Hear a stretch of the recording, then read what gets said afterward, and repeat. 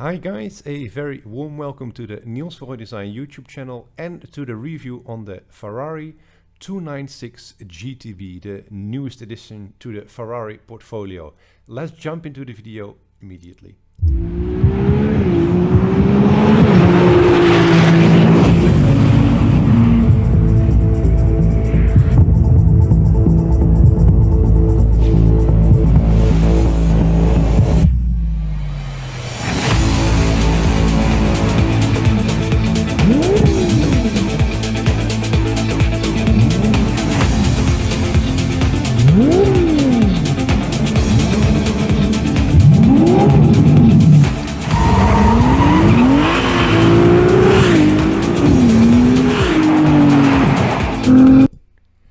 Let's quickly pause the video here. It's very rich on beautiful shots, and this is the first time we see the car more or less from side view.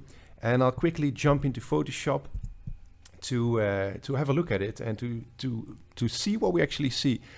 So this is a V6 hybrid engine here in the back, and it's important to have a look at that packaging, right? So this car is sort of shrink wrapped around that engine, as any sports car, or one could even argue any car, is wrapped around the packaging. So all the bits and bobs of where the people sit and the luggage and the engine and the drivetrain.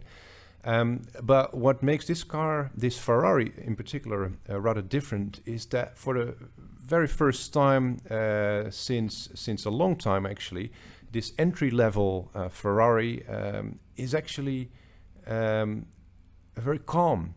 So this started with the SP 1 and 2 and the Roma, of course, where Ferrari started to clean up their design, go, in a way, one could argue, back to the classical gentleman driver's car, the 250 short wheelbase, for instance.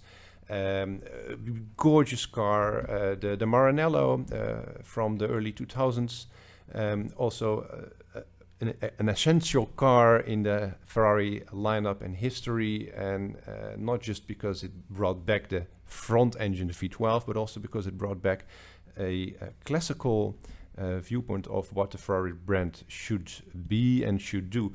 And this car is an important new, like I said, starting point in this this specific sector for the Ferrari brand. Let's have a look at what we see. The first time I saw the car, I was a bit confused, to be honest, because this very low shoulder line here, that's something that is quite unusual, and especially this sort of scooped out surface there. That's highly unusual, because usually you would see the shoulder line would start on top of the fender, which is nicely positioned right above the wheel, and then it would drop and create sort of this Coke bottle shape, with a very strong center section, which is nicely tucked in here. So there's this shadow here on the bottom, and normally you would have a highlight right here on top. So that's not the case with this car, but one could argue for good reasons, and perhaps in let's say classical car design language, this is a bit weird, because you would in a way create a like a hollow, which could lead to a weak surface, but this intake and the way that it's a very complex bit of surfacing there, flows into that rear arch, that obviously links to the 275 LM that you see here. And without being retrospective per se, this is quite an interesting way of looking at that bit of surfacing there. Obviously here in an older car, it's a bit crude. It's not necessarily the most beautiful Ferrari ever made. But it is a very important car, and it is taken forward in an interesting way.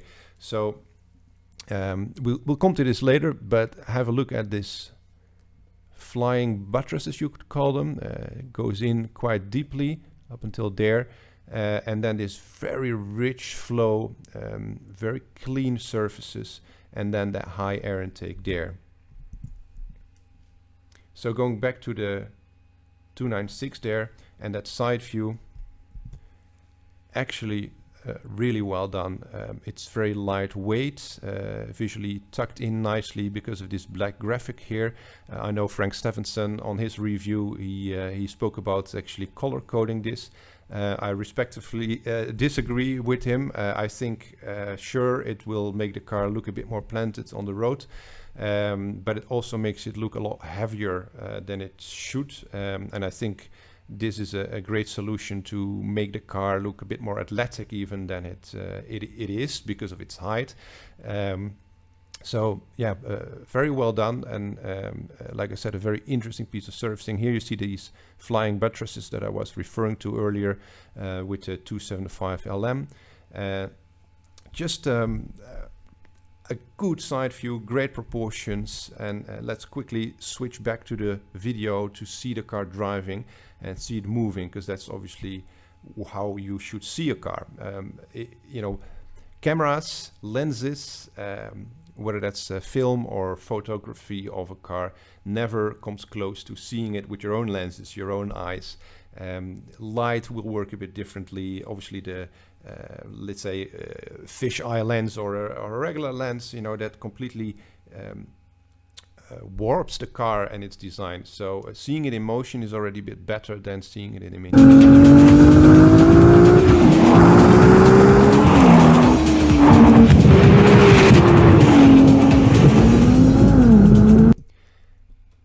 So the front end, again, quite Maranello-esque, if you like. So it's clean, it has a rich surfacing.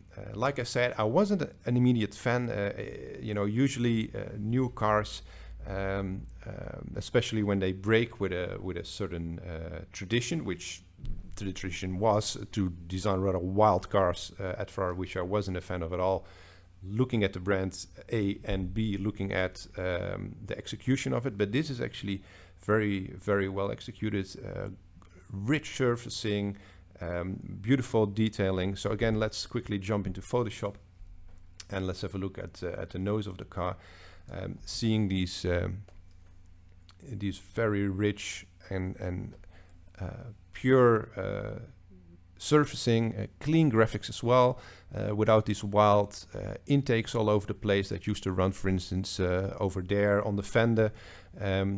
I think this is very nicely done. Again, very rich in its surface treatment. Clean white graphic, which is not just a piece of mesh, but it's a sculpturally integrated piece of mesh. And yeah, there's finally not a lot going on. It's actually very refined and very clean. For instance, this line in particular reminds me of the Maranello. It has this very similar treatment of the surface around the shut line of what is the bonnet, of course, of the Maranello, and more or less the boot area, let's say, in this car.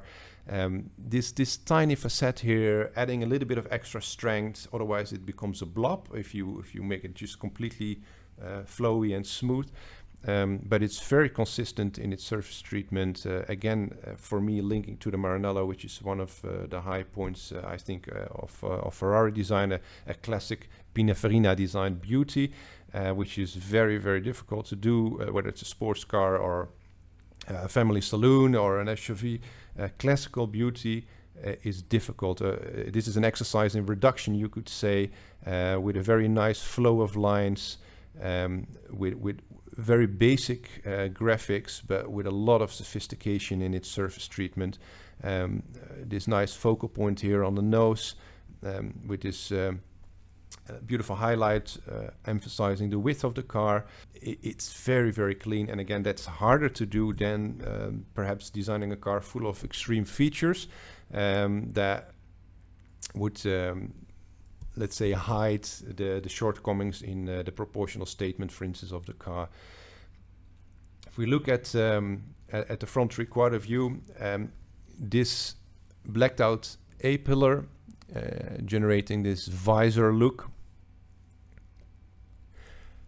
again, clearly links to the LM, which perhaps didn't have that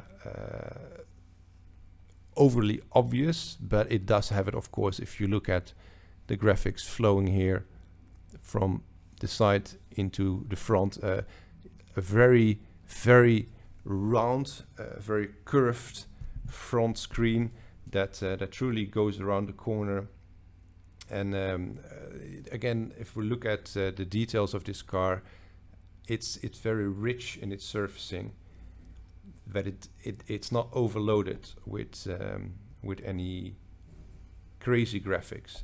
Wide intake here as well, and some people say, well, it also refers to this Dino car from the 70s, officially not a Ferrari. It's obviously named after the son of Mr. Enzo Ferrari that he lost, and he wanted to create this beautiful entry-level car which didn't bear the Ferrari name, but it wore the Dino name, the name of his son. Again, here these lovely flying buttresses going all the way back to the rear. This rear screen that is warped around, very elegant again. But here you see that shoulder line that I discussed earlier, which is this Coke bottle shape. So we've got the front fender, we've got the rear fender, nicely a little bit bigger there than it is here, indicating the car is rear engined, which of course it is, and rear wheel driven. So this is where the power is being put on the road, and it creates this lovely Coke bottle shape with a great stance because of it. But this door is from front to back, basically, including the fenders, is one solid volume. Whereas the 296 obviously has this scoop out here, basically, generating this hollow shoulder, which is, yeah, it's quite uncommon. But then again, it's a nice link to heritage, and well executed. Again, here as well, this wide front end. So comparing that to the 296 here, it's not retrospective in any way, but it is a clean design with clean graphics. It's nice to have a look at the side view too, especially comparing the two.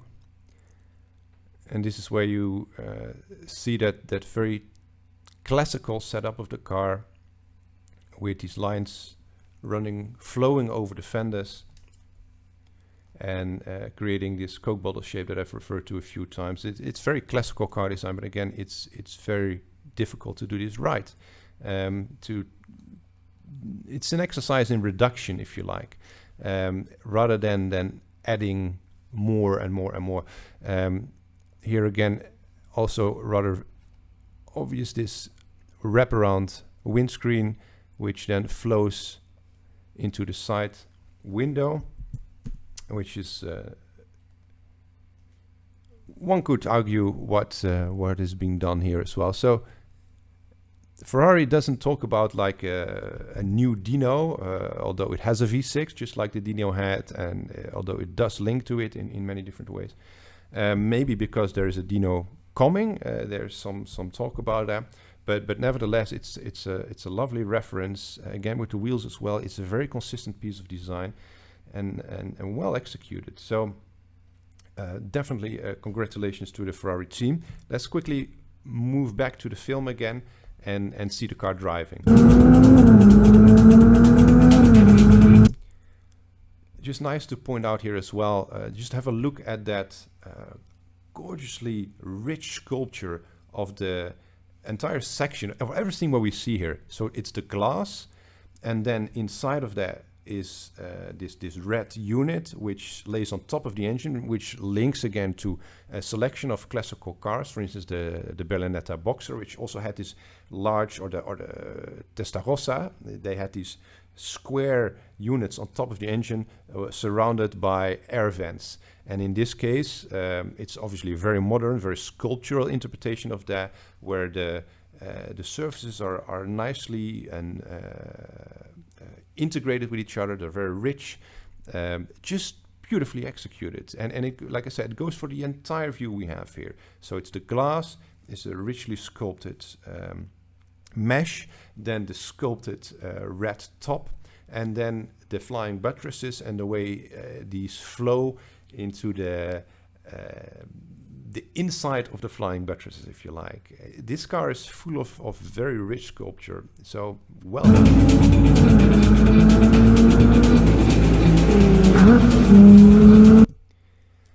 Then the rear end, last but not least, again, good to move into Photoshop and to have a look at these.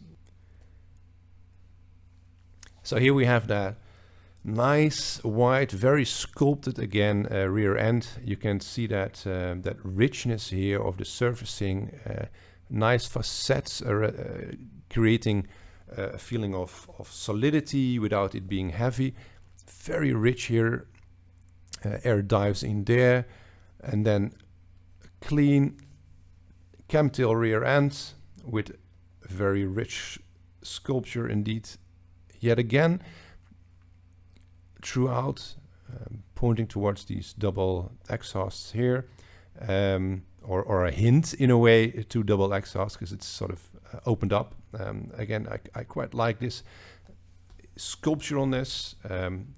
A simple diffuser, but yet again sculptural, so very consistent, and this is hard. The only point perhaps that one could say, well, is these tail lights. It's rather clear what they're trying to achieve. It's this link to the double rounded tail lights that so many Ferraris had, including of course the Dino. However, one could argue it's a bit like the innovation that pushes one too far away, like BMW has lost its angel eyes, its corona rings in the headlights. Yeah,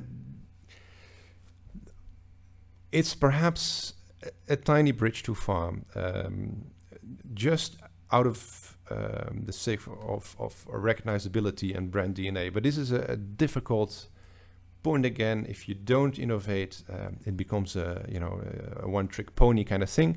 And if you do, you're in the risk area of losing important cues to your brand DNA.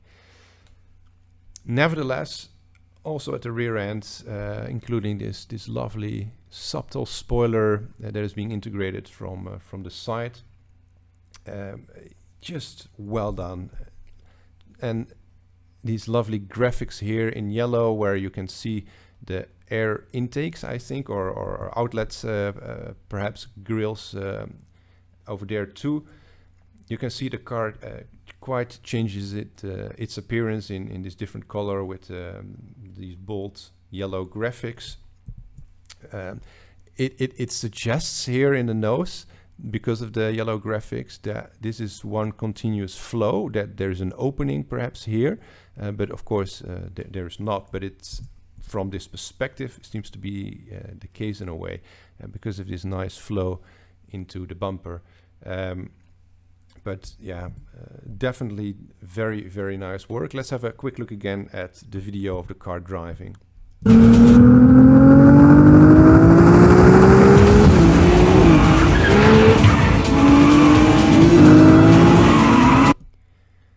So when the car is coming by, try to have a look at the points I mentioned. So that consistency of line, clean surfaces, richness of the surface, the hollowed out shoulder line, this visor-like graphic of the windscreen combined with the side windows, this unit on top of the engine that links to the Testarossa, for instance, and other cars like the Berlinetta.